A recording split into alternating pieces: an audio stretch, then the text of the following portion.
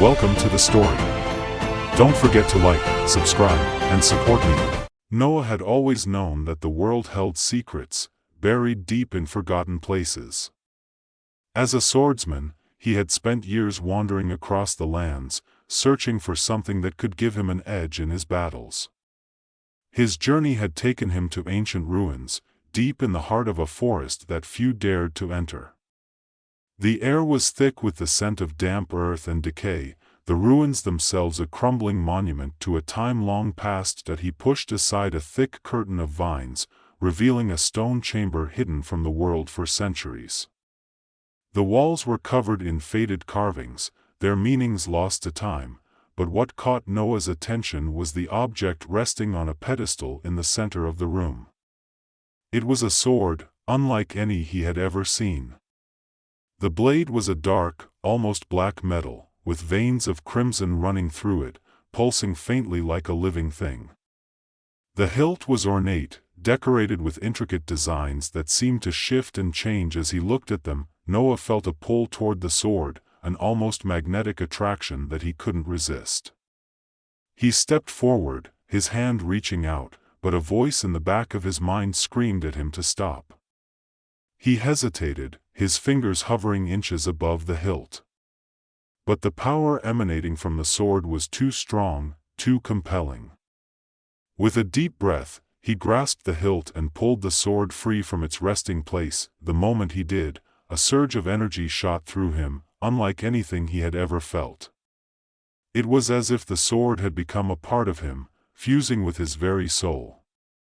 The power was intoxicating, overwhelming, and for a moment, Noah felt invincible.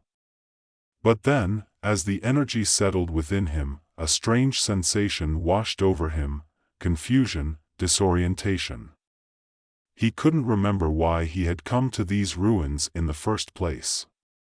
The memory was there, just out of reach, but the more he tried to grasp it, the more it slipped away. Noah shook his head, trying to clear the fog in his mind. He looked down at the sword in his hand, its dark blade glinting in the dim light. Something was wrong, but he couldn't put his finger on it. The power was undeniable, and he knew that with this sword, he could achieve his goal, whatever that was. But a nagging doubt lingered in the back of his mind, a sense that he had just made a terrible mistake. Determined to move forward, Noah left the ruins behind and continued his journey. He couldn't remember where he was going, but he knew it was important. The sword seemed to guide him, pulling him in a direction that felt both familiar and alien at the same time. Days turned into weeks, and as he traveled, he encountered numerous foes, bandits, wild beasts, and even other warriors. Each time, he drew the sword, and each time, it granted him incredible strength and skill, but each time he used the sword, a piece of his memory disappeared. At first, it was small things, a name, a face, a place, but as the battles continued, the losses grew more significant. He forgot the faces of his family, the sound of their voices, the warmth of their embraces. He forgot the village where he had grown up, the friends he had played with as a child. The memories that had once defined him were slipping away, leaving behind a hollow shell of a man. Yet Noah pressed on, driven by a purpose he could no longer remember. He knew he was searching for someone, an enemy of great power, but the details eluded him. The only thing that remained constant was the sword, its dark presence a comforting weight in his hand. It had become a part of him, and he couldn't imagine facing the world without it. One day, as Noah was crossing a barren wasteland, he encountered a group of mercenaries. They were heavily armed, their faces hardened by years of battle. They blocked his path, demanding that he surrender the sword. Noah hesitated for only a moment before drawing the blade. The battle was fierce, but the sword guided his hand with deadly precision, cutting through the mercenaries like they were made of paper. In the end, Noah stood alone, surrounded by the bodies of his enemies. As he wiped the blood from the blade, a sharp pain shot through his head. He dropped to his knees, clutching his temples as memories began to fade, dissolving like smoke in the wind. He couldn't remember the faces of the men he had just killed, or even why they had attacked him. The wasteland around him felt unfamiliar, as if he had never been there before. Noah staggered to his feet, the sword heavy in his hand. The realization hit him like a punch to the gut: he was losing himself. The sword was stealing his memories, piece by piece, and soon there would be nothing left. He would be nothing more than a mindless warrior, driven by the sword's dark will, but still, he couldn't let go. The power was too great, too essential. He needed it to continue his quest, to defeat the enemy he couldn't even remember. The thought of abandoning the sword filled him with a sense of dread. Without it, he was nothing. As Noah continued his journey, he began to notice changes in himself. He became colder, more ruthless, his emotions dulled by the constant loss of memory. He no longer cared about the people he met along the way, seeing them only as obstacles or tools to be used. The world around him lost its color, becoming a gray, lifeless void. All that mattered was the sword and the power it gave him. Eventually, Noah found himself standing before a massive fortress, its walls towering into the sky. He knew, instinctively, that this was the place he had been searching for. The ultimate enemy was here, waiting for him. He could feel it in his bones, a deep, primal certainty that had been buried beneath layers of forgotten memories. The gates of the fortress creaked open as Noah approached, and he stepped inside, his hand resting on the hilt of the sword. The interior was dark, the air thick with the scent of decay. Shadows danced along the walls, and Noah could hear the faint whispers of voices, memories of the past, calling out to him from the depths of his mind. He made his way through the fortress, the sword guiding him, until he reached a massive chamber. In the center stood a figure, cloaked in darkness, its presence radiating power and malice. Noah knew, without a doubt, that this was his ultimate enemy, the one he had been searching for all this time. The figure turned to face him, and for a moment, Noah saw a flash of recognition in its eyes, something familiar, something lost. But the memory slipped away before he could grasp it, leaving only the cold certainty that this being had to be destroyed. With a roar, Noah drew the sword and charged at the figure. The battle was unlike any he had fought before, the enemy matching him blow for blow. The chamber shook with the force of their clashes, the air crackling with dark energy. But slowly, inexorably, Noah began to gain the upper hand. The sword's power surged through him, guiding his strikes with deadly accuracy. Finally, with one last, powerful swing, Noah struck the figure down. The enemy crumpled to the ground, its form dissolving into shadows. The battle was over, and Noah stood victorious. But as the adrenaline faded, so did the last remnants of his memory. He looked around the chamber, but nothing was familiar. He couldn't remember why he had fought, or who he had defeated.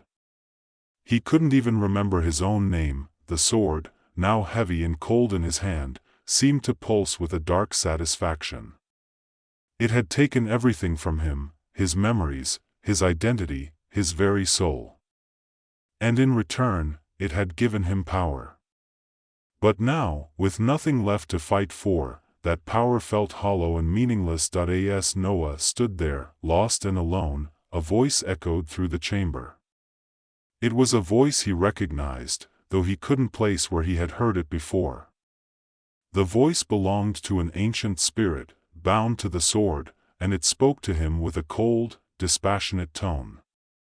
"You have fulfilled your purpose," the spirit said. "But now you must choose. Will you keep the sword and retain its power, or will you relinquish it and regain your memories?" Noah's mind was a blank slate, but the weight of the decision pressed down on him like a physical force. The sword had given him strength, had allowed him to survive and triumph over countless enemies. But it had also taken everything that made him who he was. Without his memories, without his identity, he was nothing more than a vessel for the sword's power. The spirit waited in silence as Noah wrestled with his choice. He could keep the sword, continue to wield its power, and become an unstoppable force. But in doing so, he would remain an empty shell, devoid of purpose, a slave to the weapon he carried. Or he could let go, return to the man he once was, and face the world with nothing but his own strength. After what felt like an eternity, Noah made his decision. With a deep, shuddering breath, he loosened his grip on the sword and let it fall to the ground. The moment it left his hand, the memories came flooding back: his childhood, his family, his friends, the village where he had grown up, the quest that had led him to this point. He remembered everything, and with it came the pain and loss he had tried so hard to forget. But there was also a sense of peace, a weight lifted from his shoulders.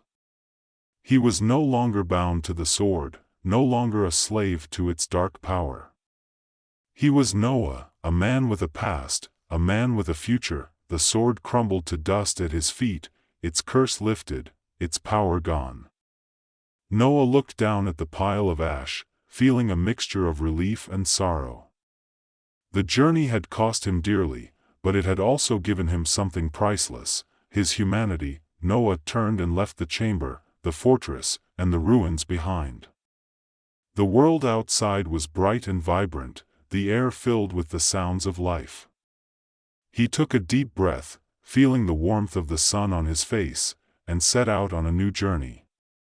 This time, he was not driven by a thirst for power or revenge, but by a desire to reclaim the life he had lost, to find peace and purpose in a world that still held many mysteries. He was no longer the cursed swordsman.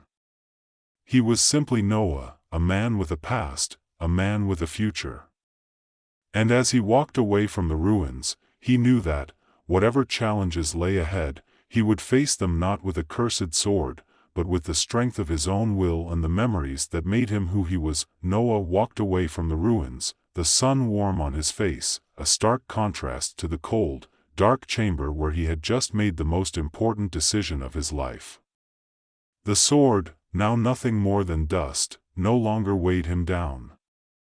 His memories had returned, flooding back with a vividness that was almost overwhelming. He remembered the faces of his family, the laughter of his friends, the small village where he had grown up. He even remembered the enemy he had sought for so long, the figure he had finally defeated in that forsaken fortress. But with the return of his memories came a deep, aching sorrow. The life he had known was gone, lost to time and the dark curse of the sword. The people he had loved were either dead or far beyond his reach. The village that had once been his home was likely just a ruin, much like the ancient fortress he had just left behind. Yet, despite the sadness, there was also a sense of relief. He was free, free from the sword, free from the curse, free from the endless cycle of battles that had consumed him. For the first time in what felt like an eternity, Noah was his own man, not a tool of some dark power. As he walked, the landscape around him slowly changed. The barren wasteland gave way to rolling hills and lush forests. The air grew sweeter, filled with the scent of pine and wildflowers. Noah let the sights and smells wash over him, grounding him in the present, reminding him that he was still alive, still a part of this world. He had no clear destination in mind, no grand quest to complete. The purpose that had driven him for so long was gone, leaving him adrift in a world that felt both familiar and strange. But he was in no hurry to find a new path. For now, he was content to simply be, to take each step as it came and let the future unfold as it would. Days passed, and Noah found himself in a small village nestled in a valley between two mountains. It was a peaceful place, untouched by the wars and strife that had ravaged so much of the land. The villagers were kind, offering him food and shelter without asking too many questions. They sensed that he was a man with a troubled past, but they respected his silence and did not pry. Noah spent his days helping the villagers with their work, chopping wood, tending to the fields, repairing fences. It was simple, honest work, a far cry from the life he had known as a swordsman. But he found a certain solace in it, a peace that he had never known before. The physical labor was a welcome distraction from the memories that still haunted him, and the villagers' quiet companionship eased the loneliness that had settled deep in his heart. At night, Noah would sit by the fire in the village's small inn, listening to the stories of the old men who gathered there. They spoke of times long past, of battles fought and won, of heroes and legends. But they also spoke of everyday life, of harvests and festivals, of births and marriages, of the simple joys and sorrows that made up the fabric of their existence. Noah listened in silence, letting their words wash over him, filling the emptiness left by the memories he had lost. He found himself drawn to these stories, not because they were grand or heroic, but because they were real. They were the stories of people who lived and loved and struggled, just as he had. They reminded him that there was more to life than power and battle, that there was value in the small, quiet moments that made up a life. As the weeks turned into months, Noah began to feel a sense of belonging in the village. The villagers had accepted him as one of their own, and he had found a place among them. The pain of his past still lingered, but it no longer defined him. He was no longer the cursed swordsman, burdened by a dark and terrible power. He was simply Noah, a man who had lived and lost and found a new life in the quiet embrace of a small village. One day, as Noah was working in the fields, a young boy approached him. The boy was small and thin, with wide, curious eyes and a mischievous grin. He carried a wooden sword, carved by his father, and he swung it with the enthusiasm of youth. "Teach me how to fight, Mr. Noah," the boy demanded, his voice full of excitement. Noah looked down at the boy, a smile tugging at the corners of his lips.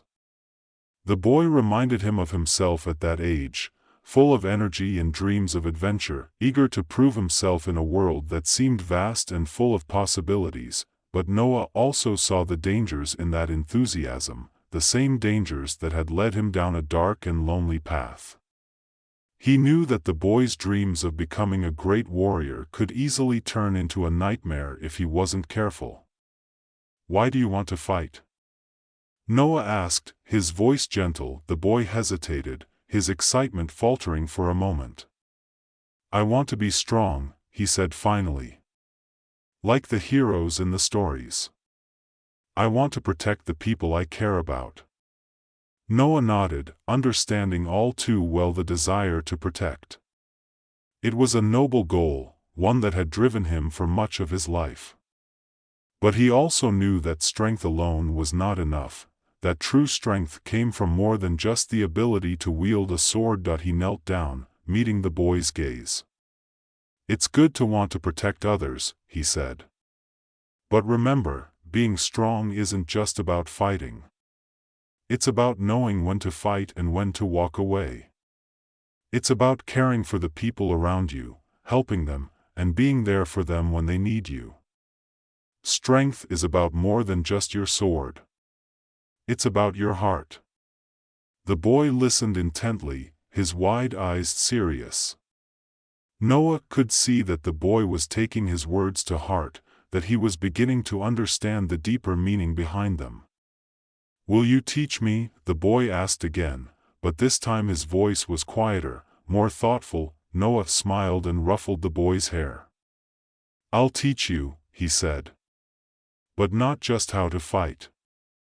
I'll teach you how to be strong in every way that matters." The boy grinned, his excitement returning. "Thank you, Mr. Noah." As the boy ran off to practice with his wooden sword, Noah watched him go, a sense of peace settling over him. He knew that his journey was far from over, that there would still be challenges ahead. But he also knew that he had found something worth fighting for, something that went beyond power and battle. In the quiet village, surrounded by people who had become his family, Noah had found a new purpose. He would teach the boy and others like him, passing on the lessons he had learned, not just in battle, but in life. He would help them grow strong, not just in body, but in spirit.